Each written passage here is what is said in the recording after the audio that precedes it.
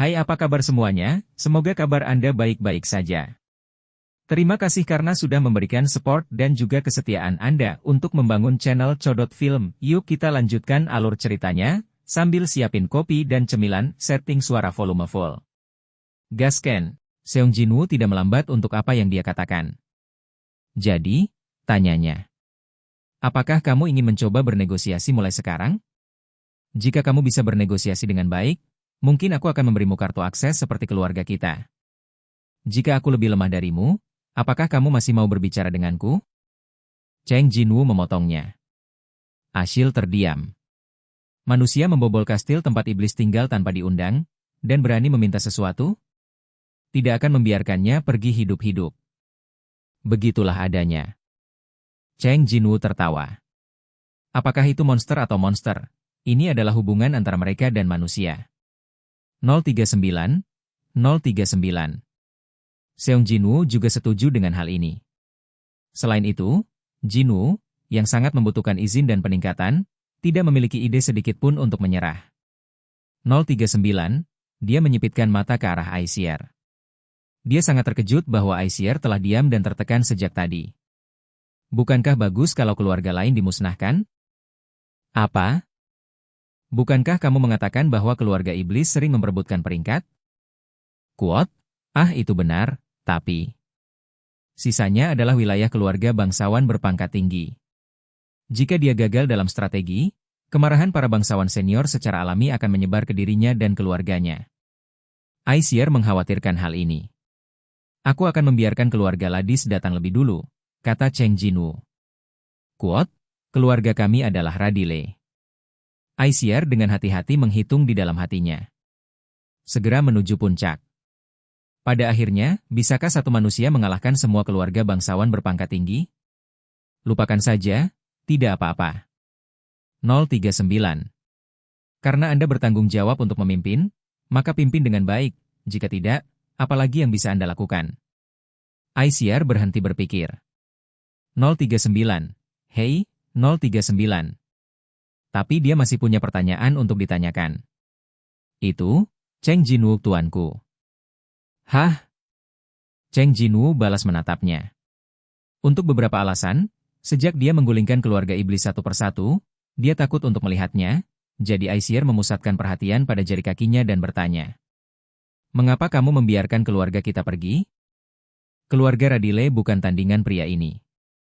Aisier yang mengetahui kekuatan tempur keluarganya dan juga melihat kemampuan Cheng Jinwoo sangat yakin. Meskipun demikian, Radile selamat dari pria kejam itu tanpa insiden. Mengapa? Dia ingin tahu tentang itu. Setelah melangkah ke lingkaran sihir yang bergerak, Cheng Jinwoo menoleh dan menatapnya. Karena saya menyukai Anda. Dia tahu bagaimana menyerah sesuai situasi, dan dia bisa membuat kesepakatan, yang terpenting dia memberikan banyak informasi. Apa? Aisier sangat terkejut hingga lehernya merah, dan dia meremas-remas jarinya dengan linglung saat dia berdiri diam. Apakah kamu tidak akan datang? Seong Jinwoo, yang merasa waktu membeku, bertanya padanya. Dia melirik informasi sistem, mempertimbangkan lantai mana yang akan dituju. Jika kamu tidak datang, kamu harus pergi ke lantai 80 lagi. Ya, aku minta maaf. Aisier tersipu dan melangkah ke lingkaran sihir. 039, 039. Namun, sepertinya dia tidak akan mengangkat kepalanya lagi saat mencapai lantai berikutnya. Bandara Negara Haji. Orang-orang terkait dari Asosiasi Pemburu Negara R datang ke Negara H untuk membahas insiden semut di Pulau Kizhou. Pertemuan telah diatur sebelumnya dengan orang-orang utama di Negara Haji.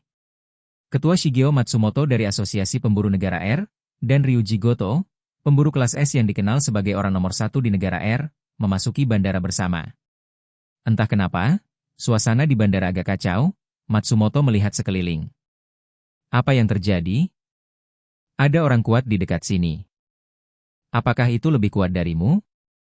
Goto tersenyum. Melihat Goto menunjukkan ekspresi percaya diri, Matsumoto tidak melanjutkan bertanya. 039, tidak mungkin orang seperti itu ada di Negara Haji 039. Staf Asosiasi Pemburu Nasional yang bertugas mengambil pesawat dengan cepat berlari. Maaf, di dalam terlalu ramai, saya agak terlambat setelah sedikit jalan memutar. Staf menundukkan kepala dan meminta maaf. Matsumoto menahan ketidaksenangannya dan tersenyum. Tidak apa-apa, tapi apa yang terjadi di bandara? Ah, bukan masalah besar, hanya saja seorang pemburu datang dari negara M. Untuk apa pemburu dari negara M datang ke negara H? Dia punya masalah pribadi, kamu tidak perlu khawatir tentang itu.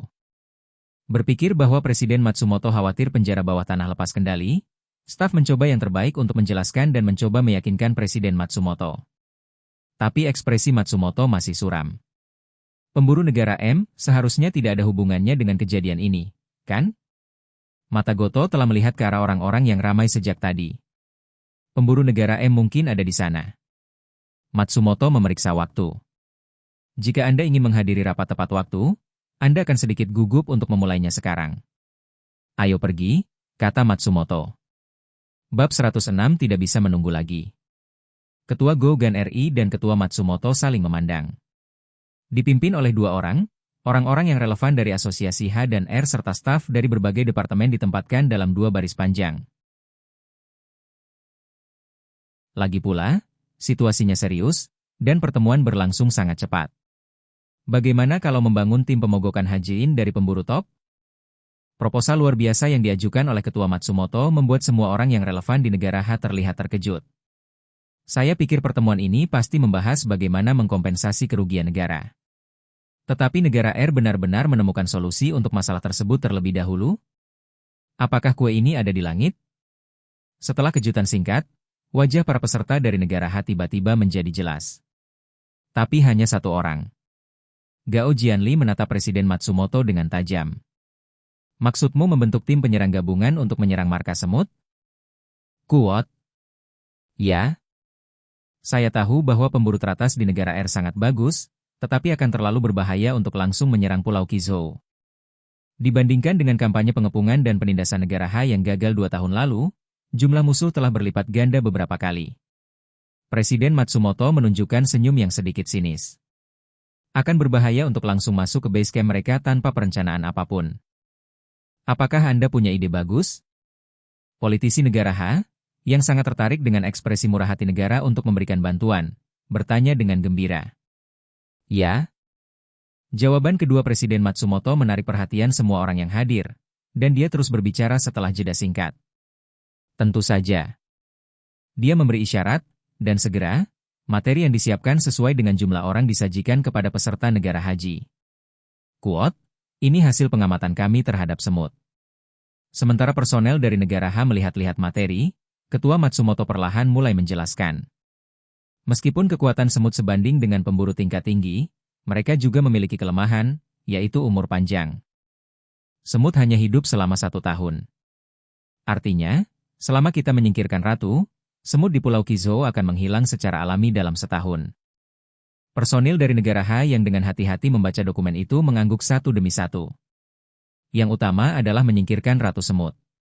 Dibandingkan dengan berurusan dengan ribuan monster super yang muncul di portal level S, rencana ini terdengar lebih mungkin untuk direalisasikan.